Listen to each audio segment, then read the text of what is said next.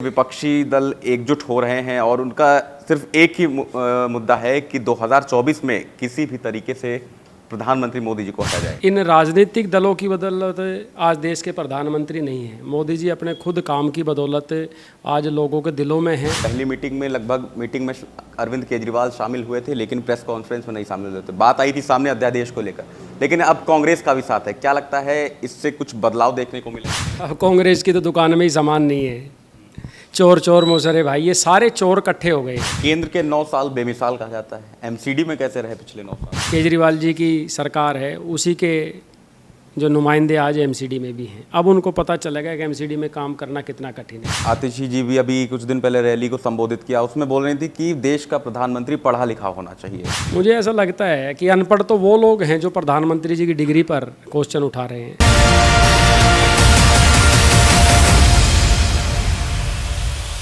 नमस्कार, आप देख रहे हैं नेशनल लाइव। मैं हूं आपके साथ रमन। 2024 का लोकसभा चुनाव बेहद नज़दीक है, जिसको लेकर सभी पार्टियां अभी से अपनी कमर कसना शुरू कर दिया है। जिस तरीके से विपक्ष एकजुट हो रहा है, वहीं दूसरी ओर एनडीए में गठबंधन में लगभग 38 पार्टियों ने हिस्सा लिया है। इस वक्त राजनीतिक मुद्दों पर बातचीत करने के लिए हमारे साथ वसंत कुंज से पार्षद जगमोहन जी मौजूद हैं। जगमोहन जी, बहुत बहुत स्वागत है नेशनल लाइव में। पहला प्रश्न तो आपसे ये रहेगा कि जिस तरीके से विपक्षी दल एकजुट हो रहे हैं और उनका सिर्फ एक ही मुद्दा है कि 2024 में किसी भी तरीके से प्रधानमंत्री मोदी जी को हटाया जाएगा, कैसे देख रहे हैं आप? प्रधानमंत्री जी मोदी जी को हटाना, एक फिल्म में डायलॉग है कि मुश्किल नहीं है, संभव है। मोदी जी इन राजनीतिक दलों की बदौलत आज देश के प्रधानमंत्री नहीं हैं। मोदी जी अपने खुद काम की बदौलत आज लोगों के दिलों में हैं और आने वाले समय में पता चल जाएगा कि भेड़ बकरियों की भीड़ कितनी भी हो, शेर अकेला चलकर इस जो पूरे हिंदुस्तान की सेवा इस पूरे धरातल पर उतरकर इस पृथ्वी पर कर रहे हैं। दोबारा विश्व गुरु बनने की तरफ भारत है और देश का हर एक नागरिक ये भली भांति जानता है जिस तरह से ये चोर सारे दल जो मिलकर इकट्ठा हुए हैं कि सिर्फ इनका उद्देश्य है कि मोदी को हटाओ। ये नहीं बता रहे कि देश में हम अगर सत्ता में आए तो ये करेंगे। इनका उद्देश्य सिर्फ मोदी है, क्योंकि मोदी ने इनकी दुकानें बंद कर दी हैं। और मोदी ने दुकानें बंद की हैं कि देश की 125 करोड़ की जनता की जो आशीर्वाद है वो मोदी जी के ऊपर है। पहली मीटिंग पटना में हुई थी, दूसरी बेंगलोर में। पहली मीटिंग में अरविंद केजरीवाल शामिल हुए थे, लेकिन प्रेस कॉन्फ्रेंस में नहीं शामिल हुए थे। बात आई थी सामने अध्यादेश को लेकर, लेकिन अब कांग्रेस का भी साथ है। क्या लगता है इससे कुछ बदलाव देखने को मिलेगा? अब कांग्रेस की तो दुकान में ही सामान नहीं है। चोर चोर मोसरे भाई, ये सारे चोर इकट्ठे हो गए हैं और सब लोग देख रहे हैं।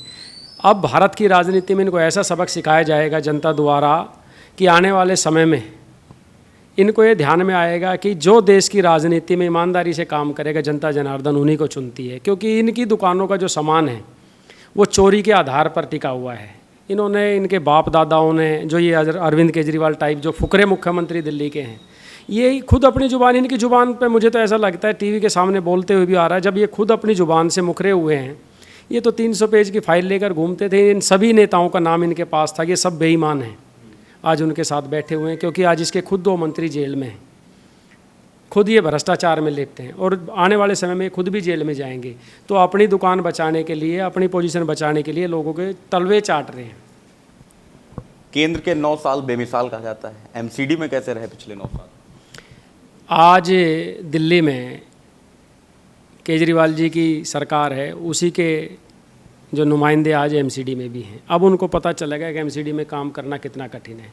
आज 7 महीने हो गए दिल्ली में मेयर को बने हुए, ना खाता ना बही, जो मेयर कह दे वही सही। अगर दिल्ली की ऐसी जनता की इनको चिंता है तो आज standing committee, ward committee, zone chairman क्यों नहीं बना पा रहे हैं? ये इनको सिर्फ और सिर्फ सत्ता से मतलब है। आज 7 महीने में सिर्फ 25 लाख रुपए एक निगम पार्षद को दिए हैं। तो आप अंदाज़ा लगा सकते हैं 25 लाख रुपए में पूरे क्षेत्र में क्या फंड लग सकता है। ये कहते थे फंड की कोई कमी नहीं है। मैं निगम पार्षद हूँ, भारतीय जनता पार्टी का हूँ। आज ये दोगला व्यवहार करते हैं। हम लोगों को सिर्फ 25 लाख रुपए दिए हैं। मैं आपके माध्यम से कहना चाहता हूँ, तो 25 लाख रुपए में कैसे विकास कार्य होंगे? इनकी कथनी और करनी में फ़र्क है। ये सिर्फ और सिर्फ भोली भाली जनता को बेवकूफ़ बनाना जानते हैं, इसके अलावा कुछ नहीं।